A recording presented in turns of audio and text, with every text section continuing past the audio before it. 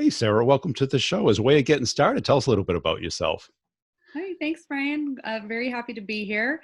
I am the co-author of The Coaching Effect, and I work with Excel Institute helping sales leaders and leaders really from all sorts of different walks of life determine how to coach and lead their teams more effectively. So I spend my time studying what makes coaches great and how to help people do more of that.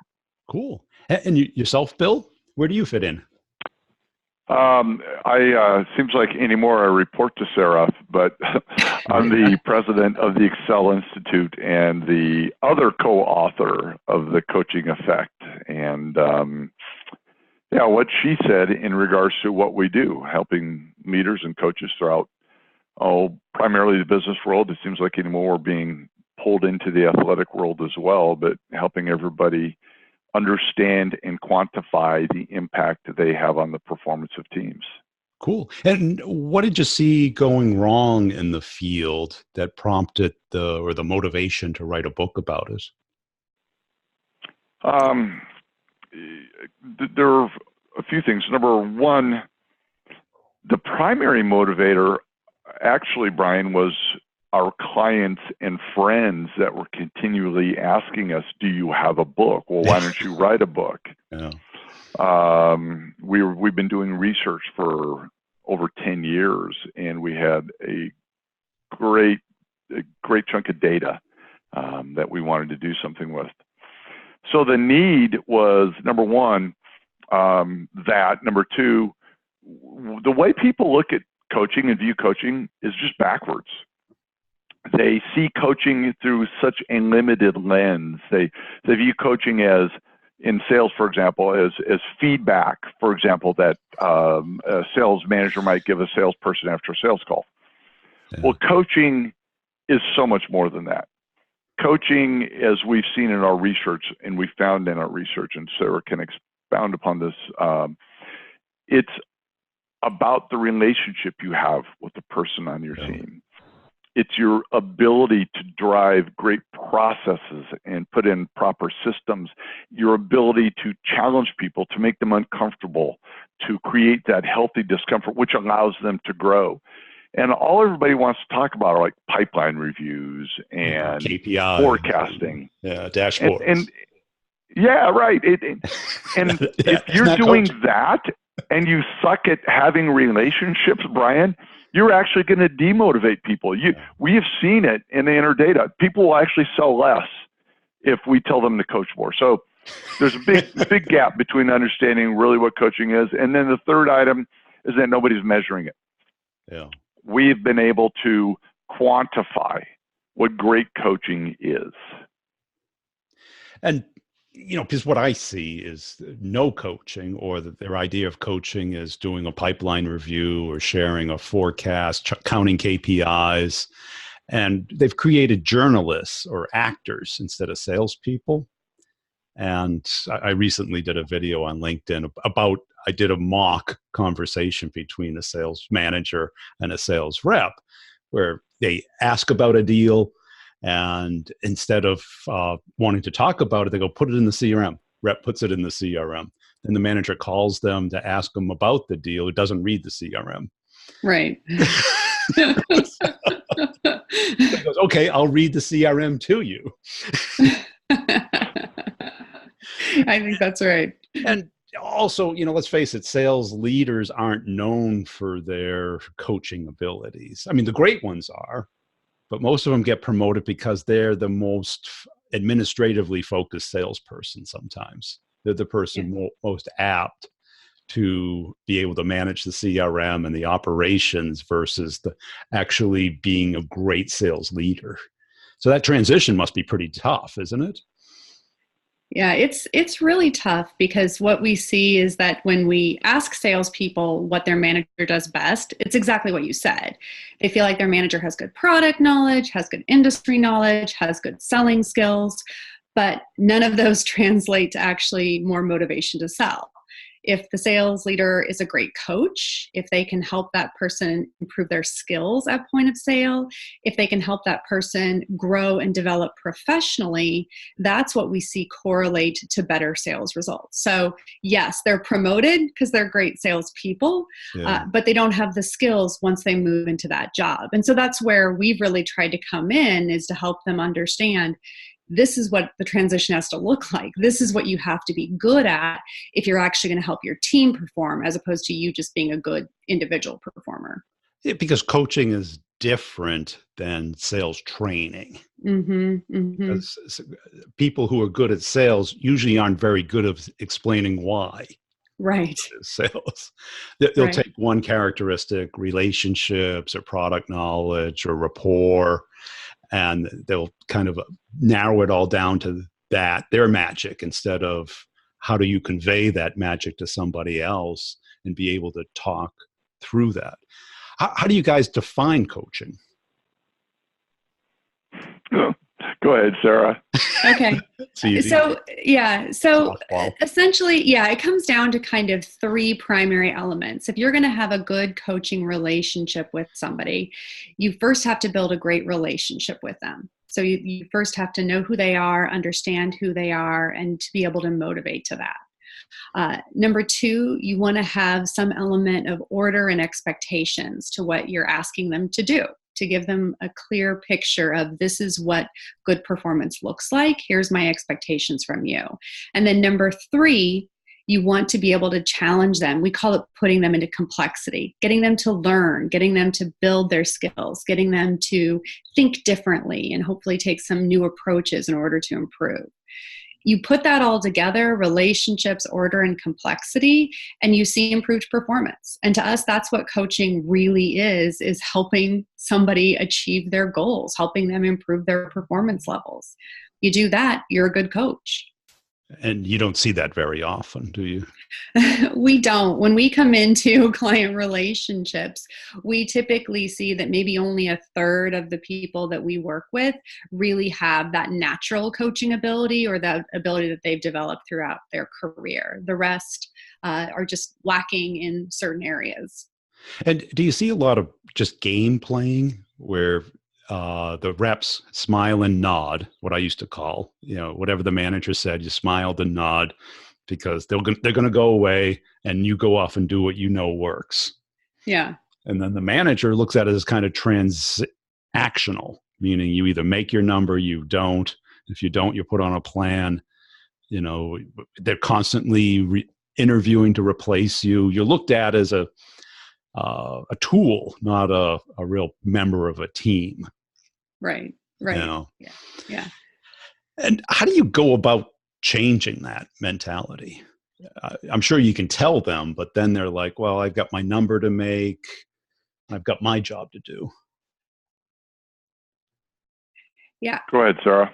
In terms of helping somebody change that mentality, it's really starting to engage them as a partner in terms of accomplishing their sales goal. So I think the reason for what you just said, Brian, why so many people just have that disconnect with their manager, they smile and nod when they're coached by them, is their manager's just talking at them.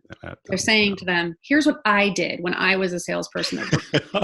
And sometimes that's, exactly. And sometimes that's helpful, but a lot of times they need to have a conversation with their salesperson. Talk to them about, what are you trying with this client that's working? What are you trying that's not working? What have you considered doing that you haven't done yet with them? What's a different approach that maybe you haven't taken yet? They need to have a conversation so that the salesperson is part of coming up with that strategy, and so that they leave that coaching conversation feeling like, okay, I learned some new stuff. I got some new ideas, and it wasn't just somebody telling me what to do. We were working out a solution together, and I'm owning that. So I actually want to take action on it, as opposed to just, being talked at. And how about I think, Brian, go ahead. How do you build it into the weekly routine? Do you set aside a special time? Do you look for an opportunity? Do you do it off-site? Do you always do it one-on-one? Yes and yes and yes. except to the last question, it's not always one-on-one. There, if I can back up for a second, what Sarah is describing, and really what you're getting at, Brian, is a coach's role, a sales leader's role, is to create, and we talk about this in the coaching effect. Their role is to create discretionary effort. In other words, we know, and people will joke about this, but the reality is, if a sales manager doesn't show up for work, if they go on vacation, if they quit, salespeople will still sell. Right. Yeah. It's not like they can't sell without a manager, without a leader, without a coach in place. They can still play the game without a coach. So the question becomes and this is where executive leaders really need to focus in. They have to understand that sales leaders, that frontline sales manager's job is to get salespeople to sell more. Yes. We use the term, they have to create discretionary effort. So what Sarah's describing is a way to create discretionary effort. So when we look across, and we've measured now over 100,000 coaching interactions in the workplace, most of which are between sales leaders and salespeople. When we look at those coaching interactions, we know, for example, what Sarah described, having that relationship, asking questions, doing more asking than telling, having one-on-one meetings. To answer your question, Brian, are those done in one-on-ones? Yes, they are. Are they done in team meetings? Absolutely, they are. They should be done formally and informally all the time. Those are examples of how sales managers, sales coaches create that discretionary effort that ultimately is what needs to be measured. Because we have seen sales organizations have sales leaders leave a team, and that team sells more when they're gone. So we know for a fact they're providing negative discretionary effort. Well, you're talking to somebody who speaks to salespeople all day long, and I've never heard somebody say I sell more because of my manager. Well, we actually ask that question, don't we, Sarah? Yeah, we do. If having your manager with you actually helps you achieve more, and there's a lot of salespeople that don't. You're right, that your manager doesn't add any value. And I probably had 12 sales managers in my career, and I'd say 80% of them did not increase revenue. Yeah. There were a couple that were fantastic and that you brought them in at the right time. But then there was the ones that just wanted to go along to see how well I was doing. Right. And then they end up hijacking the meeting and then telling me that, oh, it should be pretty easy. They seem very excited. And I'm like, well, we didn't close for our next meeting. We don't understand where we fit versus the competition. I think you guys have an unlimited market is what I'm saying. Yeah. And it's funny, to your point, Brian, we see in our research that 40% of sales leaders are not even willing to change or adapt the way they coach to drive more performance. 40% of them just say basically, hey, I am who I am. I'm going to coach the way I coach. I'm going to lead the way I lead, however you want to define it. And whatever result it produces, end of story. Yeah. And that's a shame. But I'm thinking, because we're going a little bit mad today in sales with division of labor, coming up with a person to do every little function in the assembly line of a deal. I'm thinking maybe on the management side, they should try that, meaning that there's sales operations, keeping the CRM clean, the forecast clean, the data clean, all the tools up and working. And then there's sales leadership, which is hiring the right people, training the right people. But maybe there's coaching, like SAP does this. They have a separate sales coaching team where reps proactively talk to a sales coach about deals, about how to deal with their manager, how to deal with clients, things like that. I don't know. Is that too frou-frou or a luxury? Yeah. I mean, it's definitely a luxury for sure. Yeah. I think ideally you want the person that's managing and leading that to behave like a coach. You want them to be the type of person that the salesperson says, I can learn from this person. They help me get better. They There's help me value talking improve to things. Yeah, absolutely.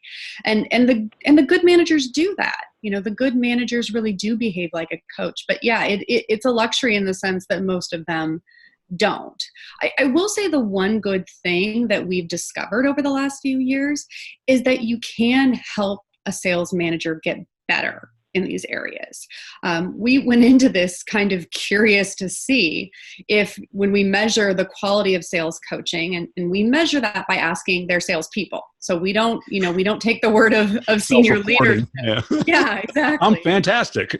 Right, exactly. Right. Everybody's a winner. Right, yeah. It's not the sales managers rating themselves. It's not even their bosses rating them. It's their salespeople saying, yeah, this person's a really good coach or a really bad coach. And when we ask their salespeople whether or not their manager's doing the coaching and doing it effectively, we can actually see improvement over time if they really dedicate themselves to learning these principles of how to be a good coach. So the cool thing is, it is teachable. You can get better at it if you want to. And what's really fascinating, Brian, when you think about that, so we measure quantity of coaching, we measure quality of coaching. And in terms of quality of coaching, for every percentage point a sales leader increases in the quality of coaching they provide, equates to almost $500,000 in increased revenue. So the impact is beyond profound. Yeah.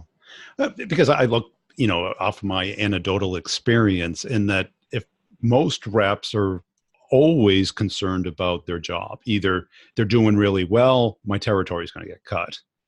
I'm not doing well, I'm going to lose my job. Almost nobody tells me, I've got a great relationship with my manager. Mm-hmm. A great relationship with my manager is they're leaving me alone. Right. That's right. That's right. But that tells you something about the manager. Yeah. Sarah and I talk all the time when we're doing workshops or coaching effect workshops, whatever it may be. One of the things we help people understand, that coaching an average salesperson is easy. It's coaching a top performer that really is a test of your abilities as a coach or as a leader. And by the way, we use the term coach leader interchangeably. Actually, we don't. We believe great coaches know how to lead.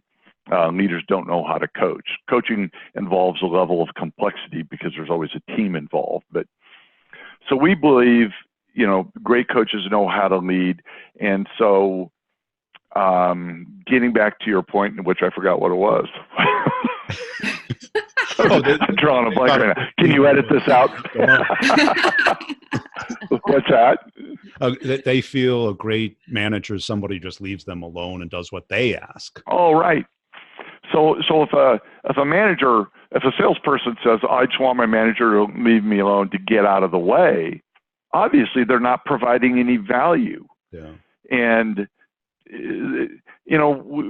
one of our VP of sales here at the Excel Institute has said before, if organizations are not willing to invest in their coaches to make them great coaches, they ought to get rid of the role and just have a help desk.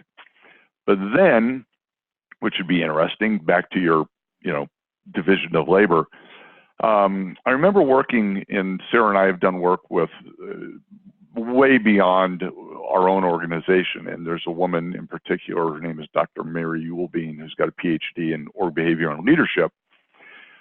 I remember her sharing with us one time, and Sarah, I don't know if you remember this, that she said, we quit trying to disprove hierarchies in terms of leadership. She said, and the reason we quit trying to disprove them is because we found out they need to be in place. Yeah. So that division of labor, I'm not sure. I've never read anything yet where that has improved discretionary effort of salespeople. No, I think certainly salespeople are money motivated, but they are still people. So they want to work in a place where they feel part of something, they feel valued, and they don't feel like a tool. where Right. you're interchangeable, you're just a cog in the wheel, everybody's equal. The best, and I interview a lot of sales leaders too, and I look, and I've asked for on LinkedIn the best ones. They all say, I manage the individual. I work with them. I don't try and make them like someone else, including me. If they sell different, they sell different. And that's hard to do when you have 10 people. Yeah. But trying to make everybody Right. the same isn't going to work. Well, Yeah, Sarah, how in our research, where would you rank relationship when we measure the relationship aspect between salespeople and sales leaders? Where would you say that's the top driver of discretionary effort? It's one of them.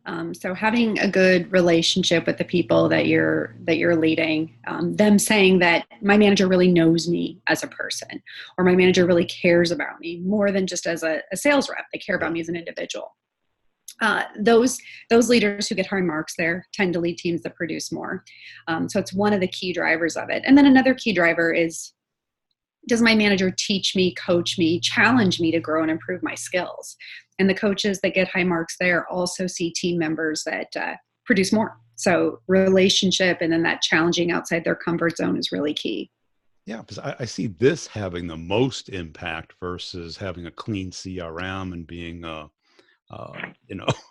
I call a dashboard pilot, where they've got their dashboard up there all day long and they're emailing about deals and stuff. I don't see that as a very high skilled role. Hey, Brian, you know sales infinitely well.